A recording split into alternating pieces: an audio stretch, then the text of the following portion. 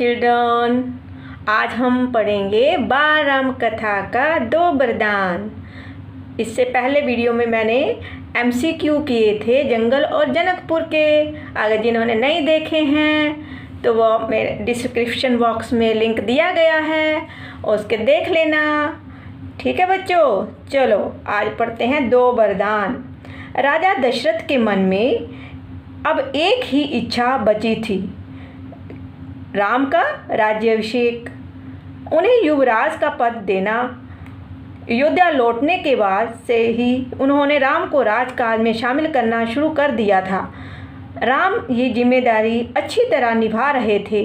उनकी विनम्रता, विद्वता और पराक्रम का लोहा सभी मानते थे। प्रजा उनको चाहती थी। दशरथ के लिए तो वह प्राणों से भी प्यारे थे ही। दरबार में राम का सम्मान निरंतर बढ़ रहा था। तो बच्चों, राम की प्रशंसा की गई है इसमें कि राम जो थे दशरथ को अपने सबसे बड़े पुत्र से प्यार था। जो राम जो थे वह दशरथ के सबसे बड़े पुत्र थे। उनको कौन सी चिंता सता रही थी कि सिर्फ उनको राम को राजगद्दी पर बिठाना था, युवराज बनाना था। और उनकी जो विनम्रता थी और विद्वता, पराक्रम, उनमें बहुत सारे गुण थे जिनसे वहाँ की जो प्रजा जो थी ना, राम के गुणों से प्यार करती थी। Next paragraph. राजा दशरथ वृद्ध हो चले थे। वृद्ध होता है बच्चों बूढ़े। मुनि वशिष्ठ से विचार विमर्श के बाद एक दिन उन्होंने दरबार में कहा, मैंने लंबे समय तक राजकाज चलाया है, जैसा बन पड़ा। अब मेरे अंग शिथिल हो गए हैं। शिथिल होना मीन ढीले हो गए हैं, मीन बूढ़े हो गए हैं। राजा जनक जो हैं, राजा दशरथ जो हैं बच्चों, कैसे हो गए हैं? बूढ़े हो गए हैं। जब हमारा बूढ़े हो जाते हैं, आपके घर में भी आपके दादा होंगे तो उनकी स्किन जो होती है लूज हो जाती है ना, शिथिल में ढीले हो जाते हैं। ठीक है, उसी प्रकार राजा दशरथ के भी हो गए थे। मैं वृद्ध हो चला हूँ। मैं चाहता हूँ कि ये कार्यभार राम को सौंप दूँ। अगर आप सब सहमत हों तो राम को युवराज का पद दे दिया जाए। अगर आपकी राय इससे भिन्न है तो मैं उस पर भी विचार करने को तैयार हूँ। अब राजा दशरथ जो हैं वह किससे विचार विमर्श कर रहे हैं बच्चों? मुनि वशिष्ठ से।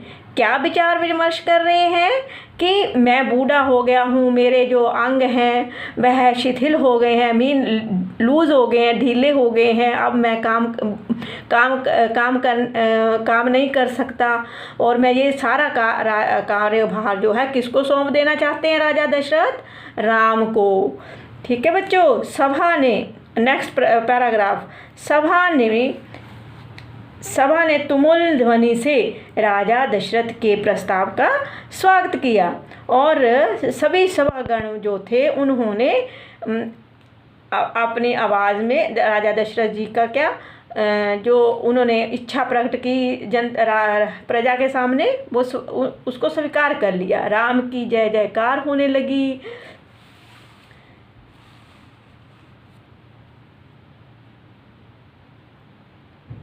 दशरथ थोड़ी देर तक सुनते रहे संतोष के साथ। उन्होंने कहा, शुभ काम में देरी नहीं होनी चाहिए। मेरी इच्छा है कि राम का राज्याभिषेक कल सुबह कर दिया जाए। ये समाचार पलक झपकते पूरे नगर में फैल गया। हर जगह बस यही चर्चा थी।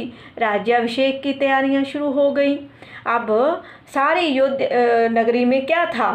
राजा राम को गद्दी पर बिठाने के लिए यही बातें हो रही थी कि राजा दशरथ जो हैं राम का राज्याभिषेक करेंगे कल। तो उसकी सारी तैयारियां होने लगी। कहाँ? अयोध्या नगरी में। भरत और शत्रुघ्न उस समय अयोध्या में नहीं थे। अब जब ये बातें हो रही थी ना बच्चों, तो वहाँ पर भरत और शत्रुघ्न राम के भाई थे ना, तो अयोध्या में नहीं थे। वह अपने नाना कैकेयी के यहाँ गए हुए थे। कहाँ गए हुए थे? नाना के घर। नाना कौन थे? कैकेयी। भरत जब भी अयोध्या लौटने की बात करते, नाना उन्हें रोक लेते। भरत को अयोध्या की घटनाओं की सूचना नहीं थी। अब भरत जो थे उनको अयोध्या में क्या चल रहा है, क्या बातें हो रही हैं, उनके बारे में कोई भी खबर नहीं थी। उन्हें अपने पिता के निर्णय के संबंध में नहीं पता था। वह ये जानकारी भी नहीं थी कि अगले दिन राम का राज्याभिषेक होने वाला है, कि कैसे एक दिन में भरत और शत्रुघ्न का आना संभव नहीं था, क्योंकि वो एक दिन में वहाँ की दूरी जो थे तय करके अयोध्या नहीं आ सकते थे। तो शत्रुघ्न और भरत कहाँ थे बच्चों? अपने नाना के घर। कब? जब राम का राज्याभिषेक करने की सोच रहे थे राजा दशरथ। तो उनको कुछ नहीं खबर थी उनके बारे में कि ऐसा हो रहा है। राजा दशरथ ने इस संबंध में राम ने से चर्चा की, कहा कि भरत यहाँ नहीं है, पर मैं चाहता हूँ कि राज्याभिषेक का कार्यक्रम ना रोका जाए। कौन नहीं चाहता था कि राज्याभिषेक का कार्यक्रम ना रोका जाए? दशरथ, राजा दशरथ जो थे नहीं चाहते थे। राम ने बोला कि मेरा जो भरत जो शत्रुघ्न जो हैं वो अयोध्या में नहीं है, तो इसलिए मेरा जो राज्याभिषेक का कार्यक्रम जो है रोक दिया जाए। परंतु राजा दशरथ नहीं माने। उन्होंने बोला कि नहीं, ऐसा नहीं हो सकता। उन्होंने राम से कहा, जनता ने तुम्हें अपना राजा चुना है, तुम राजधर्म का पालन करना, कुल की मर्यादा की रक्षा अब तुम्हारे हाथ में है। राज्याभिषेक की तैयारियां रानी कैकेयी की दासी ने भी देखी। जो रानी कैकेयी की दासी थी, कौन थी? मंथरा ने। शुरू में उसे इस चहल पहल का कारण समझ में नहीं आया। अब मंथरा जो थी वो क्या थी? कैकेयी की दासी थी। उसने उसे कोई अन्य अनुष्ठान समझा। इतनी रौनक, ऐसी सजावट, ऐसा कुछ उसने अन्य अनुष्ठानों में नहीं देखा था। उसे अचंभा हुआ। अचंभा हैरानी हुई। फिर उसने रानी कौशल्या की दासी से पूछा। उसे अब तब तक पता चला कि कल राम का राज्याभिषेक होने वाला है। किसको इन बातों की खबर नहीं थी बच्चों? इन बातों की किसको खबर नहीं थी? रानी कैकेयी को। और जब मंथरा ने उनको बताया जाकर, तो पता चला कि कल जो है राम का राज्याभिषेक होने वाला है, और उसी के लिए ये उत्सव जो है मनाया जा रहा है। उत्सव की तरह उसका तैयारियां की जा रही थी। मंथरा जल भुन गई। राम का राज्याभिषेक उसे षड्यंत्र लगा। अब मंथरा जो थी वह जलसी करने लगी और सोचने लगी कि राम का राज्याभिषेक जो है वह एक षड्यंत्र है, षड्यंत्र रचा गया है कैकेयी के विरुद्ध। वह कैकेयी की दासी थी। बचपन से कैकेयी का हित उसके लिए सर्वोपरि था। वो रानी कैकेयी के बारे में ही सोचती थी, और वह बचपन से ही उसकी दासी थी। सबसे ऊपर वो कैकेयी को ही देखती थी, और मंथरा उसे अपना हित मानती थी। वह कैकेयी की मुँह लगी थी। रानी कैकेयी के बारे में मंथरा दासी जो थी बहुत सोचती थी। क्यों सोचती थी? क्योंकि उसने बचपन से ही उसकी सेवा की है। तो रानी कैकेयी भी उसे बहुत मानती थी। रानी कैकेयी भी मंथरा की बात को सुनती थी, मानती थी। तो दोनों एक दूसरे की अच्छी तरह से पहचानती थी। क्रोध से आग बबूला। आग बबूला होना मीन गुस्सा होना, मुहावरे का प्रयोग किया गया है। आग बबूला होता है गुस्सा होना। क्रोध से आग बबूला मंथरा रनिवास की ओर भागी। कहाँ भागी? रनिवास की ओर, सीधे कैकेयी के कक्ष में। वह हाँफ रही थी, क्रोध से चेहरा लाल था। भागने के कारण सांस उखड़ रही थी। भाग भाग के गई वो। कहाँ गई? रनिहाल में, जहाँ रानियाँ रहती हैं। रनिवास क्या होता है? जहाँ रानियाँ रहती हैं, रानियों के रहने का स्थान। उसने रानी कैकेयी को सोते देखा। जब वह वहाँ जहाँ रानियाँ रहती थी वहाँ पर देखा तो कैकेयी जो थी वह सोई हुई थी। तो ऐसा भी प्रश्न आ सकता है कि जब मंथरा रनिवास में गई तो कैकेयी क्या कर रही थी? सोई हुई थी। किसी तरह स्वयं को संभालते हुए मंथरा ने कहा, अरे मेरी मूर्ख रानी, उठ, तेरे ऊपर भयानक विपदा आने वाली है। ये समय सोने का नहीं है, होश में आओ। विपत्ति का पहाड़ टूटे इससे पहले जाग जाओ, मीन आपके ऊपर जो है विपत्ति आने वाली है, कुछ अनर्थ होने वाला है। रानी ककेई नींद से चौंक कर उठी और उन्हें मंथरा की बात समझ में नहीं आई। बात क्या है, तुम इतना घबराई क्यों हो, सब कुशल तो है?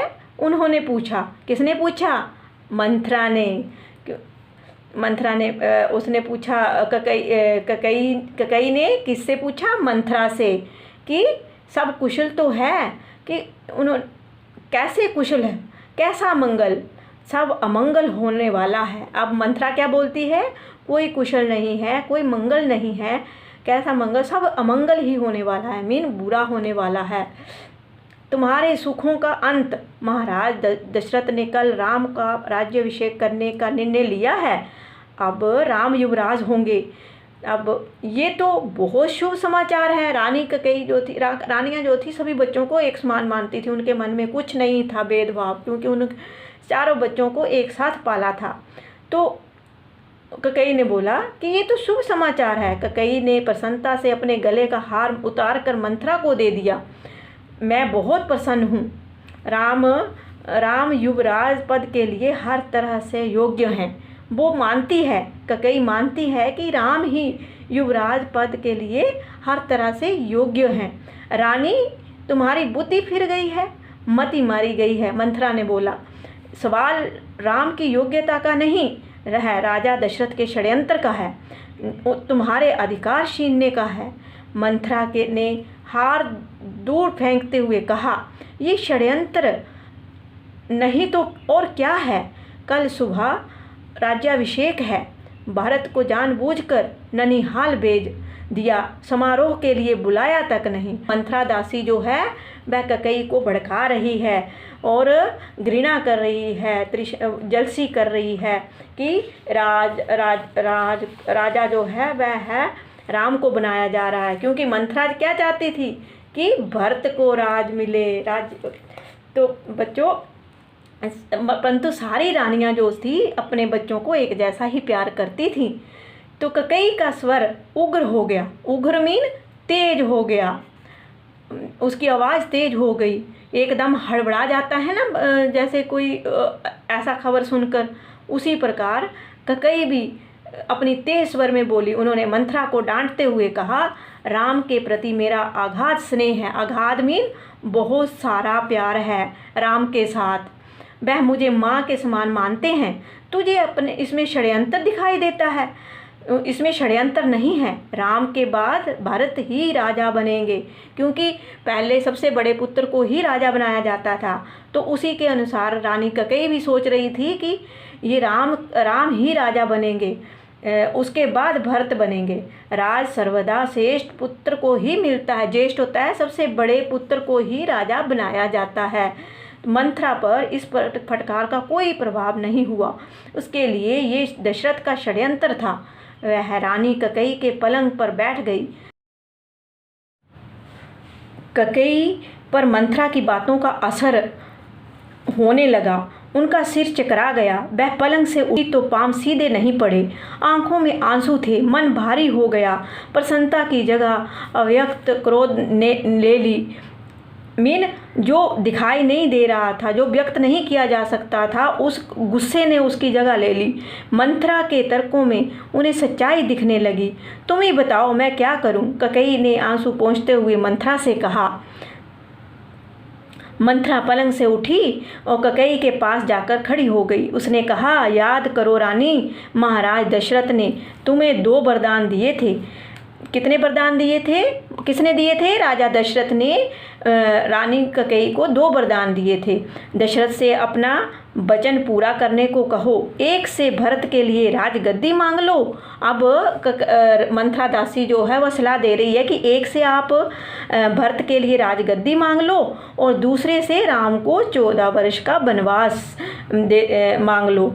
अब पिछले ज़माने में बच्चों आपको पता है राजा जो भी वचन देते थे वह उसको पूरा करते थे, इसीलिए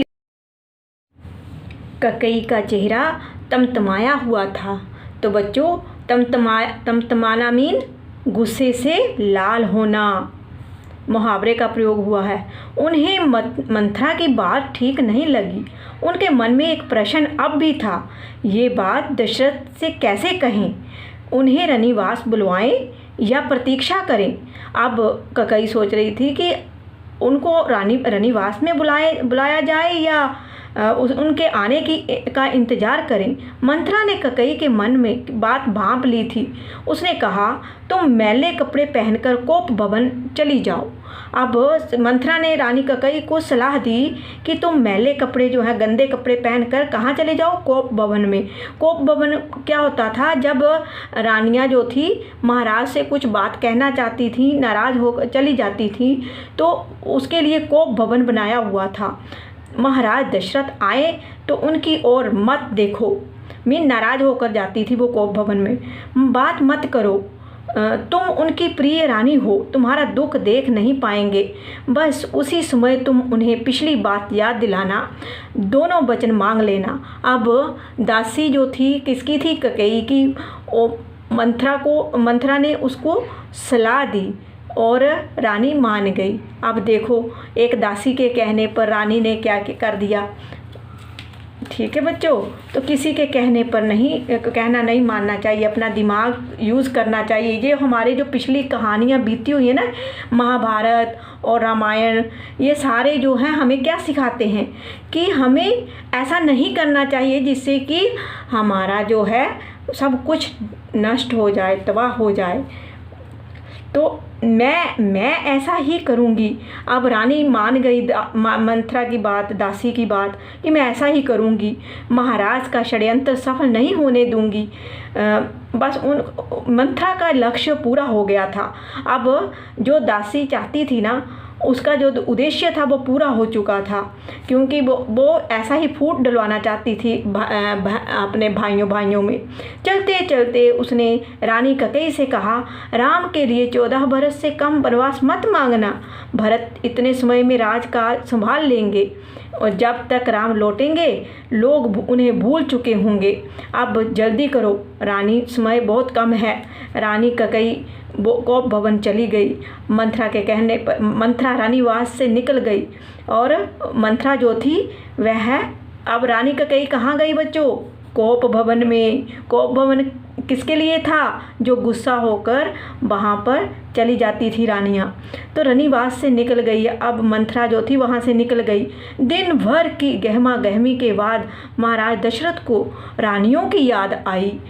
अब पूरा दिन वो उसी की तैयारियां कर रहे थे राज्याभिषेक की, तो उनको रात को याद आई कि रानियों की याद आई। तुरंत रानीवास की ओर चल पड़े और राजा दशरथ जो थे वह रानीवास की ओर, जहाँ रानियाँ रहती थी वहाँ की ओर चले गए उन्हें अशुभ समाचार देने। सबसे पहले वह ककई के कक्ष की ओर मुड़े। सबसे पहले ककई के पास ही गए। ककई वहाँ नहीं थी। प्रतिहारी से पूछा, प्रतिहारी जो होता है पहरेदार, वहाँ जो पहरेदार थे उनसे पूछा कि पता चला कि वे कोप भवन में है। अब कोप भवन में दशरथ को चिंता हुई, क्या ककई कोप भवन में? परंतु क्यों कोप भवन में? क्यों? क्या इसलिए कि उन्हें अब तक सूचना नहीं मिली? उन्होंने सोचा कि वो नाराज़ होकर चली गई है कि राजा दशरथ, उन्होंने उनको सूचना नहीं दी, मैं उसे अवश्य मना लूँगा, दशरथ ने सोचा। दशरथ कोप भवन का दृश्य देखकर हैरान हो गए। अब वहाँ का सीन देखकर, दृश्य होता है सीन, वहाँ का सीन देखकर, कोप भवन का सीन देखकर हैरान हो गए। उन्हें कुछ समझ में नहीं आया। ककई ज़मीन पर लेटी हुई थी, बाल बिखरे हुए, गहने कक्ष में बिखरे हुए, कपड़े मैले। तुम्हें क्या दुख है? क्या हुआ है तुम्हें? मुझे बताओ। अस्वस्थ हो? अस्वस्थ मीन बीमार हो? राजवैद्य को बुलाऊं? राजवैद्य जो है वो जो देखने उसको बुलाऊं? राजा दशरथ ने ऐसा बोला। किसको बोला? रानी ककई को। दशरथ ने कई सवाल पूछे, कोई उत्तर नहीं मिला। ककई रोती रही। तुम मेरी सबसे प्रिय रानी हो, मैं तुम्हें प्रसन्न देखना चाहता हूँ। तुम्हारी खुशी के लिए मैं कुछ भी कर सकता हूँ, कुछ भी, धरती आसमान एक कर सकता हूँ। दशरथ ने ककई को मनाने का बहुत प्रयास किया, उत्तर उन्हें फिर भी नहीं मिला। दशरथ भी भूमि पर बैठ गए और विनती कर रहे करते रहे। हाँ मैं बीमार हूँ, कैकेयी ने कहा, मैं अपनी बीमारी के संबंध में आपको बताऊंगी, लेकिन पहले आप एक वचन दें। अब वचन मांग लेती है पहले, मैं जो मांगूँ उसे पूरा करोगे? राजा ने तत्काल हामी भर दी। हामी मीन तुरंत हाँ कर दी, बिना सोचे समझे ही राजा दशरथ ने हाँ कर दी। कहा, मैं राम की सौगंध खाकर कहता हूँ कि अब उन्होंने राम की सौगंध भी खा ली, तुम्हारी हर इच्छा पूरी करूँगा। महाराज दशरथ ने राम की सौगंध ली तो कैकेयी उठकर बैठ गई। आप मुझे दोनों वरदान दीजिए जिसका संकल्प आपने वर्षों पहले रणभूमि में लिया था। मीन जहाँ पर युद्ध भूमि में उन्होंने ये दो संकल्प मीन वरदान दिए थे। महाराज दशरथ ने हामी भरी, फिर भी दशरथ ने हाँ कर दी। राजा दशरथ ने फिर भी उसके लिए भी हाँ कर दी। कल सुबह राज्याभिषेक भरत का हो, राम का नहीं। कैकेयी ने कहा। दशरथ भौंचक रह गए। अब भौंचक मीन हैरान रह गए कैकेयी की ऐसी बात सुनकर। दशरथ को इसका कोई अंदाज़ा भी नहीं था कि कैकेयी ऐसा कुछ मांग लेगी। उन पर वज्रपात सा हुआ।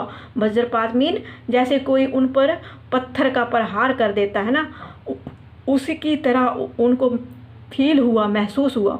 थोड़ा रुक कर कैकेयी बोली, राम को 14 वर्ष का वनवास हो। अब राम को 14 वर्ष का वनवास मांग ही लिया कैकेयी ने। किसके कहने पर? मंथरा दासी के कहने पर। तो बच्चों ये दासी ने कितना कुछ करवा दिया, देखा आपने। तो दशरथ का चेहरा सफ़ेद पड़ गया, अवाक रह गया। अवाक मीन कुछ भी बोल नहीं पाए, कुछ भी शब्द उनके मुंह से नहीं निकला। सिर चकराने लगा, वे मूर्छित होकर गिर पड़े। मूर्छित मीन बेहोश हो गए। कुछ देर में राजा को होश आया, कैकेयी की ओर देखा, बड़े कातर भाव से बोले, ये तुम क्या कह रही हो? मुझे विश्वास नहीं होता कि मैंने सही सुना है। कैकेयी अड़ी रही, जिद पकड़ ली उसने कैकेयी ने। दशरथ कैकेयी की मांग को अस्वीकार करते रहे और दशरथ जो थे वे मान नहीं रहे थे, वह अस्वीकार कर रहे थे। उसकी ये बात को वो सोच भी नहीं सकते थे, वह मना कर रहे थे। अनर्थ बताते रहे कि ये सब अनर्थ है, मीन कुछ अच्छा नहीं है। तब कैकेयी ने अंतिम हथियार चलाया। अपने वचन से पीछे हटना रघुकुल का अनादर है। आप चाहें तो ऐसा कर सकते हैं। अब रानी जो थी वह उनके वचनों का सामने रख रही है कि आपने जो वचन दिए हैं अब उनसे आप पीछे नहीं हट सकते, क्योंकि पिछले ज़माने में जो भी राजा वचन देते थे वो पूरा करना पड़ता था। पर तब आप दुनिया को मुँह दिखाने योग्य नहीं रहेंगे। रही बात मेरी, आप वरदान नहीं देंगे तो मैं विष पीकर आत्महत्या कर लूँगी। अब रानी कैकेयी कहती है कि मैं जहर खा लूँगी, आत्महत्या कर लूँगी। ये कलंक आपके सिर माथे होगा। अब क्या कर सकते थे राजा दशरथ, मजबूर हो गए। राजा दशरथ ये सुन नहीं सके, दोबारा बेहोश हो गए। रात भर बेसुध पड़े रहे, मीन बेहोश रहे, मूर्छित रहे। बीच बीच में होश आता, वह कैकेयी को समझाते, गिड़गिड़ाते, धमकाते, डराते, पर कैकेयी टस से मस नहीं हुई। सारी रात इसी तरह बीत गई। देखा बच्चों, यही एक जिद थी और किसी के बहकाने में कभी नहीं आना चाहिए। इससे यही शिक्षा हमें मिलती है कि हमें अपनी बातें जो हैं सोच समझ कर डिसीजन लेना चाहिए और किसी के बहकावे में नहीं आना चाहिए। अच्छी खासी जो थी अयोध्या नगरी ऐसे ही तबाह हो गई थी, आपको पता ही है। आगे हम नेक्स्ट स्टोरी पढ़ेंगे। नहीं सॉरी बच्चों, इसके बाद मैं MCQ अब देखती हूँ कि कितने बच्चों अगला वीडियो ज़रूर देखना, उसमें मैं MCQ प्रश्न डालूँगी इस पाठ के। ठीक है बच्चों, अगर ओके मिलेंगे अब MCQ प्रश्न वाले वीडियो में।